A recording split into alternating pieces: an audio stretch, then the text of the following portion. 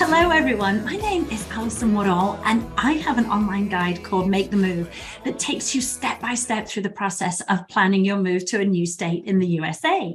And you can find out more at alisonwoodall.com. And today, I am really looking forward to talking to Lora Porterfield, and she is a realtor in the Prescott, Arizona area. Lora, welcome. Hi, Allison. This is exciting to be here. Well, I am really looking forward to talking to you because I have visited the Grand Canyon and I've worked in Phoenix, but I have never seen the area in between. And I know that Prescott is beautiful. So for someone like me who has never visited your area, can you describe it in detail so that I can really visualize what the area is like?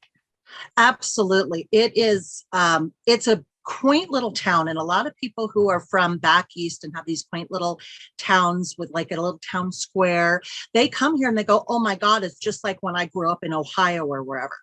And then we're surrounded by the largest ponderosa pine forest in the world. We've got over 1 million acres in our Prescott National Forest.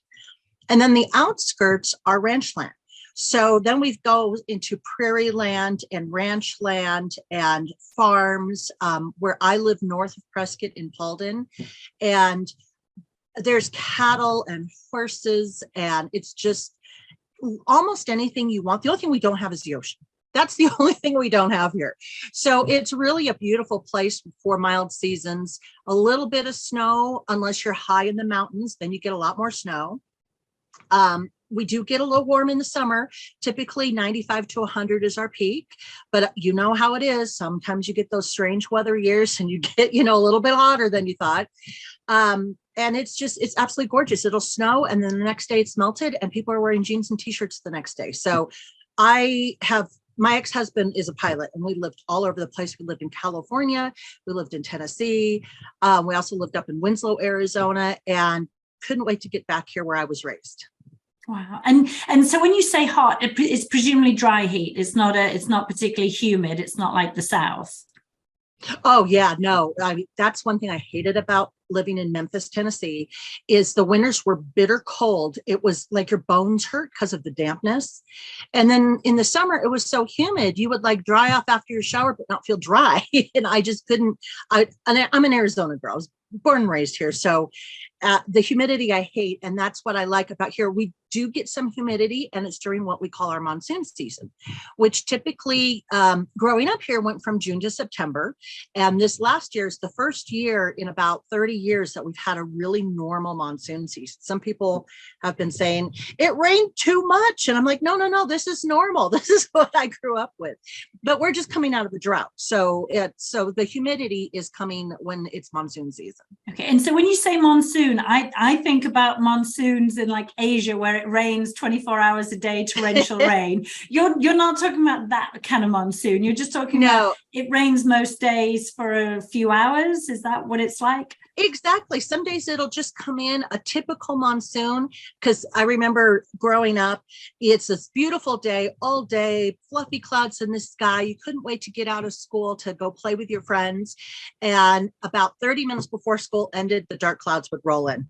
And it would rain for an hour or two, sometimes just off and on for that time, but just enough where you couldn't go play. And then it would go away and you go through it the next day. So our monsoon season is typically afternoon rains, although a really wet season like we had this year, it rains. It can rain during the night. We've had rain all the time, but it's not constant. It'll rain and then go away. And you might get 2 or 3, we call them cells, weather cells that come through during one day, but it's not all day. Okay, that sounds very much like Florida in the South, where it's very predictable. You can literally look on a weather radar, see where that cloud is, and exactly. and plan around it and be like, well, it's going to be raining here, so I'll go here. Exactly. It's not, and I like that kind of rain because you can move around it and you can plan for it. It's not like English rain where it's just constantly drizzly and the sun never shines. I'll take beautiful weather most of the time for the occasional rain shower. Exactly. So while we're talking about rain, the perception of Arizona is that there is no water, it's drying up, that you shouldn't move to Arizona because there's such scarce resources. Is that your experience? Absolutely not. And I always tell people, I served 4 years on the Prescott City Council from 2007 to 11. The only reason I didn't stay longer is because I got divorced, and it was just, you can only juggle so many things when you're raising kids. So I learned a lot, and we, about every 10 or 15 years, we get sued by SRP, which is the Salt River Project, which is down in Phoenix. And the reason we get sued up here is because all the rain and snow comes off the mountains and rolls into Paulden, where I live, and creates the headwaters of the Verde River. That Verde River rolls down to Phoenix. They want to put in more golf courses and fountains and swimming pools and what I consider a waste of water. So they want to sue us always because we like to use our water that starts here, and they want to be the downstream user. So a lot of people are misinformed. There's a lot of groups that they claim that, we're running out of water. And I always tell them, why don't you do your history? So when Prescott was founded, it was actually founded accidentally. Well, it wasn't accidentally. The fort came here to protect the farmers and ranchers. And it was during the Civil War. So President Lincoln said, we've got to have a fort there. We've got to have troops there. We've got to protect our people that are there. And hey, we could use the gold and silver in the war.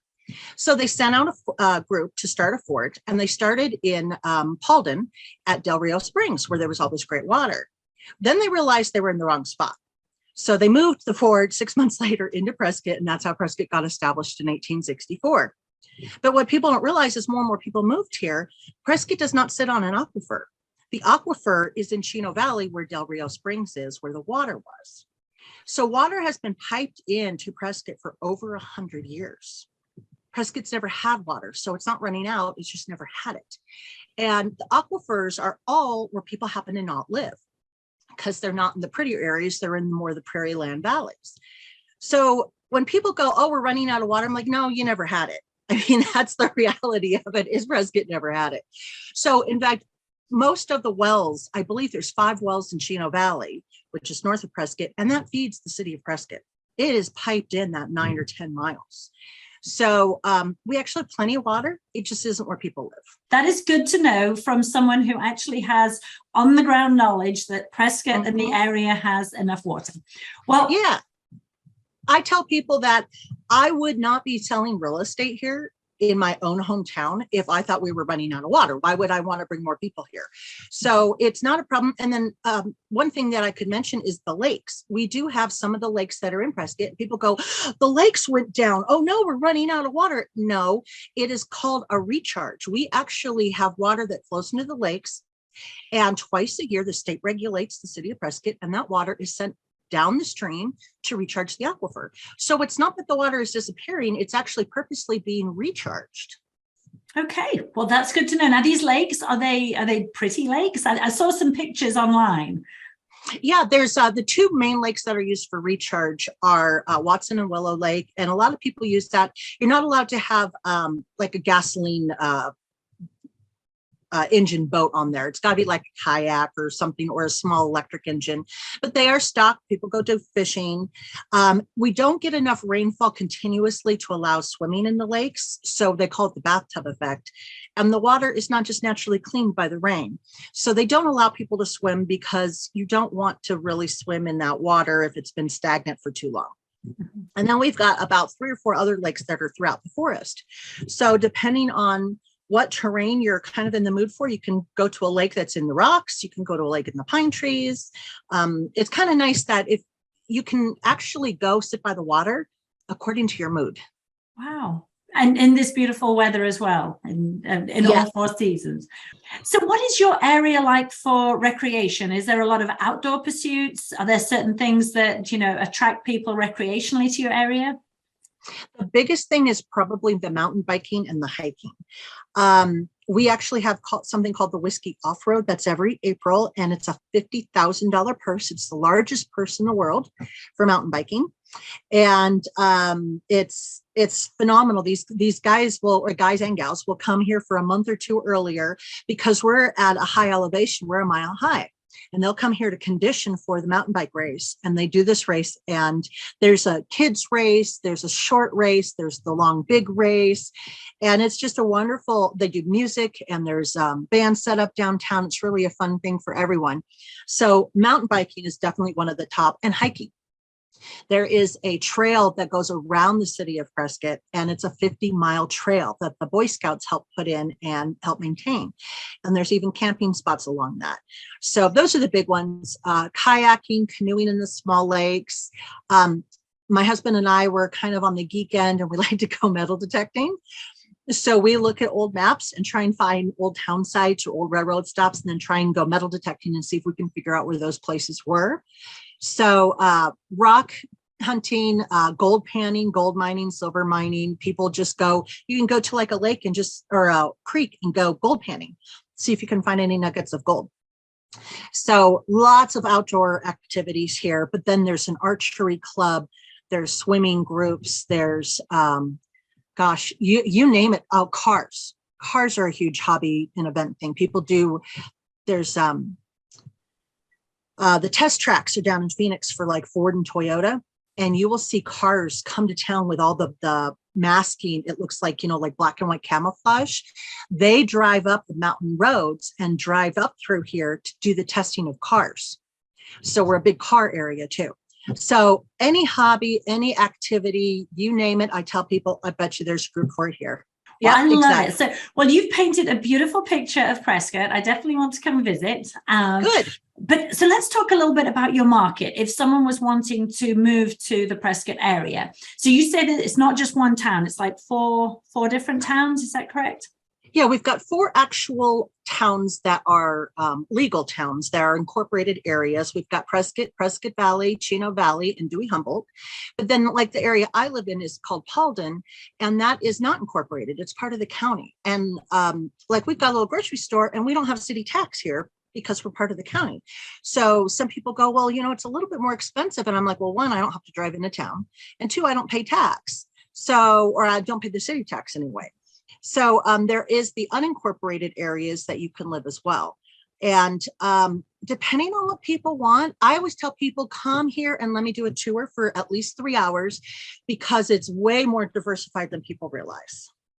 Which is good, because then you get a choice of terrain, presumably choice of prices as well. Are certain areas more expensive than others?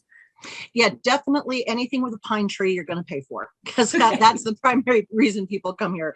Prescott got really big in the 20s and 30s when people in Phoenix were like, I want to escape from the heat. And they were started to build cabins up in the forested lands. So because we've got lots of forest that's not part of the actual national forest, but it's like in the city limits. So there's lots of cabins and things like that. And the price points, it really depends someone's budget is going to dictate where they land. So most people come here because they hear about Prescott, and then they end up landing in Chino Valley or Prescott Valley because of the price. But nothing is very far. I'm about 40 minutes from Prescott, and I drive through Chino Valley to get to Prescott.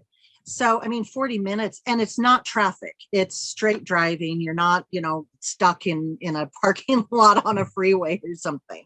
So even if you live a little bit further than you originally were planning, for affordability, it's not bad. The average price in Prescott right now is around $700,000, which having grown up here is a shocker. Our first house was like $40,000 in the 70s. So it's definitely a shocker. But from all my real estate friends and personal friends all over the country, prices are up everywhere.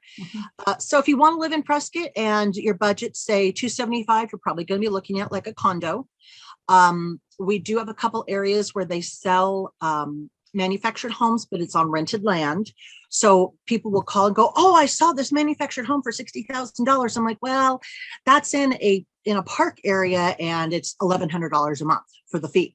So, and again, it's in pine trees. So you're paying that premium for a pine tree. So it just depends on what people want. More people are wanting land.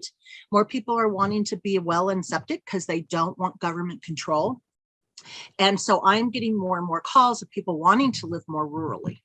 Okay. And so obviously when you say you're 40 minutes out, I'm imagining you driving from Prescott through beautiful scenery and everything. It's a scenic 40-minute drive. So if someone moved 30 to 40 minutes outside of the Prescott area, does that lower the price significantly, or does it just depend? Because I'm thinking if you've got a beautiful ranch with a beautiful home, even if it's further out, it's going to be more expensive. But can you find more like that $300,000-$400,000 house if you go further out, or is that not really something in your market? No, you get more bang for your buck the further out you go, except for the area called Williamson Valley. Williamson Valley's gotten extremely popular. And a lot of Williamson Valley's gotten popular with people from California. It's a mix. There's not a lot of pine trees. It's a lot of boulders and scrub oak and juniper trees. But for example, you might see a house over there that's 1.2 million. If you bought that same house in a little subdivision in Paulden, and there's a great subdivision called Rimrock, that's 4-acre minimums, site built, beautiful homes, that same house might cost you $600,000. So, but a lot of people go, ooh, Paulden. And there is a stigma because 30, 40 years ago, Paulden was just a little trailer park blip on the map. It's not like that anymore. That's why we moved out here, for us to have acreage. So it really, people really need, and that's why I like to do the tour. People really need to see all these. And a lot of people go, well, I want Williamson Valley. I'm like, please bear with me and let me show you something else. Then they see Paulden or Chino Valley and they go, oh, this is great. And they can get more house for their money. So it really depends. You can get a house in Paulden or Chino for $400,000. That same house in Prescott is going to be $600,000 or $700,000. Okay, so you've got everything covered. You've got all price points, all kinds of locations and everything, and people just need to get in contact and come visit. Exactly. So obviously now you sold us on the beauty of the area. We know what the price point is. What happens if someone is moving and they need to work? Maybe they can't work remotely. Do you have, what are your employment, opportunities in the area? Are they, do you have employers, or do most people work remotely? We run an average of 50% retired here. So some of the retired are younger. I mean, we've got retirees that are in their 40s, and it's awesome. So we have I can only dream about that. I know, right? That's why I'm working towards, at 52, I'm like hoping to retire at 60. Yeah. But so we've got a lot of people, but they're very active. So there's all these volunteer opportunities for people to not earn an income, but to stay busy. Then there's the income workers. Our biggest employers are the city of Prescott, Yavapai County. Our Yavapai County main offices are here in the Prescott area. Our hospital system here is a big employer. Then we've got all these small businesses like Laser Gifts. When you go like to Disneyland and get your name on like a keychain, that's probably made here in Prescott. And a lot of people don't realize that. We've got all these small industries. Print Pack is here, and they're the ones that make the little cardboard juice box cartons. MI Windows is here, and MI Windows are used everywhere. Ruger Guns. Ruger Guns was founded in the Prescott area, and their factory is here. So we have, what is really cool is all these little small industries. And it's one of the best places to start your own business. I've helped people that wanted to relocate here. They didn't want to do what they were doing wherever they're coming from. So we consult. And since I was on the city council, I can tell them, oh, we've got a lack of mobile car washers, or, whatever the lack is. And we work on getting them a business plan to start getting something going here. Then what happens, those retirees come into play because they volunteer for a group called SCORE, which help you build a business for free. So you can get all the brains of all these retired people help you start your own small business here. So it's really kind of cool that we're so unique, and we're not governed by one set group of income, other than tourism is really big here too. And then if someone was moving with their kids, what are your schools like? So Arizona overall has charter schools, we have private schools, and we have public schools. If you look at our ranking, we are 47th in the nation. Not a good number, right? But the rankings are based on testing. So a lot of our schools don't base on testing. They based on how the kids are doing, which for me as a parent was much more important. And so I tell people really investigate the schools and don't go by online rankings. I mean, that's like picking a restaurant because somebody said it was good or bad on, on a Yahoo review. That doesn't mean it was good or bad. Maybe that's, a scorned ex-boyfriend of the owner or something like that. So I always tell people, do your own homework and talk to actual parents. My husband is a maintenance guy over at the Chino Valley School District. Chino Valley is a small town. It's like 25,000 people, if that. They have a culinary program with a state-of-the-art kitchen in the high school. They also have an archery program. They have greenhouses, and they have an entire farm that kids are work at to learn farming skills. So it's so incredibly diversified here, which doesn't apply to a test in a ranking system. I tell people all the time that you've got to be very clear on what you want if you have kids, because I have school age kids. And I always say, look at, goodschools.org or whatever it is. And if it's, if it's 2 out of 10, well, then maybe that's some red flags. But if it's like 5 or 6, don't just base your decision to move somewhere or not move somewhere on that school ranking, because particularly in more rural communities, the test scores aren't as good, but they have so many programs in the community. The parents are so involved, and your child's, they're going to get an education, but they're going to be in a community. They're going to be loved. They're going to be supported. And people are genuinely invested in their success rather than just them getting a test score. So I totally agree with what you're saying. Yeah, that's exactly what it is here. And we've got specialty schools, like Prescott Valley's got an equine high school. So if you want to be a vet or a horse trainer, something like that, you can actually go to high school and specialize in that field from high school on. And then we've got colleges here, and we have Embry-Riddle Aeronautical University, as what Daytona Beach has got one too. It's the only 2 in the nation. But if somebody's into the global intelligence and all the kind of the spyware kind of stuff right now, they can get the only degree in the world for global intelligence is here in Prescott, Arizona at Embry-Riddle. So it just whatever I always tell people, whatever your kid's into, if they're more of the math nerdy kind or if they're more of the horsey kind, there's something for every kid here, which is awesome. We also have a dance studio. I don't remember the person's name, but they train some of the best ballet people in the world, and they have retired here and they've opened a small studio. So again, our retirees stay active and they're involved in our kids' lives, improving their lives, which I think is fascinating. Yes, well, that's wonderful. Wow. Well, the only thing I suddenly thought we didn't talk about was your property taxes, because I know that that's a big thing. What are your property taxes like? Are they higher than average, lower than average? Definitely lower than average. And a lot of people are, again, misinformed. So we've got the different towns here, and they all have a slightly different tax structure. Part of it is because of some have their own fire district and some do not. And it just depends on how large that town is. So the city of Prescott actually has lower property taxes than, say, Chino Valley, because Chino Valley's got some extra taxes to help get them. They didn't have sewer and water lines for a long time.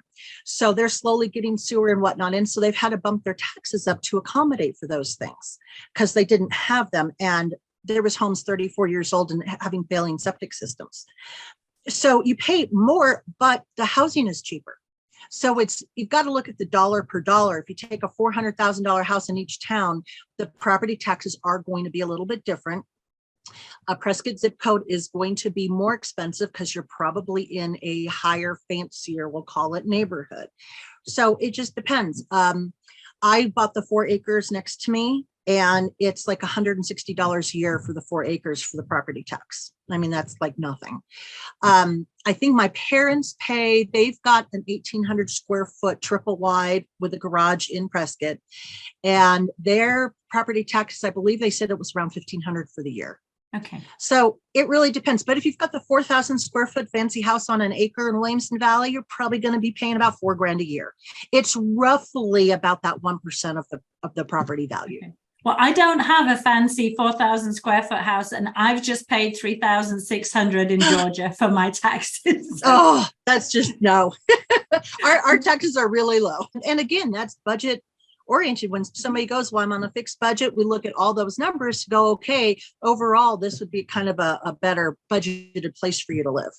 Okay, well, wonderful. And so we talked a little bit about jobs and schools and everything. Obviously, because you're more of a spread out kind of rural area, I presume you have all the basic amenities, you know, the Walmarts, the Targets, and that kind of thing. Do you have any like big shopping malls, or is it just kind of a few big box stores and then your quaint little downtown area? Prescott Valley is actually the more commercial area, I'll call it, or box store area. They really like to get those big names in. Prescott likes to stay more like the downtown area is really nothing. There's not a Starbucks in the immediate downtown. It's local coffee shops. So the downtown area is artist galleries, local restaurants, things like that. As you get out from that, you start getting more commercial and more of the big brand names. So Prescott Valley really, and that's something I should mention, is our sales tax. Our sales tax is anywhere from 7 to 9.5%, just depending on where you are. And for some people that is high, but again, our property taxes are low, so I feel it's a good balance. And we've got like In-N-Out Burger, Phoenix got the first one. We got I think it was the second one. So places, they've really focused on Prescott, go, ooh, this is a really unique community. And we get stores that come in here, but sometimes it's a fight, like to get Trader Joe's here.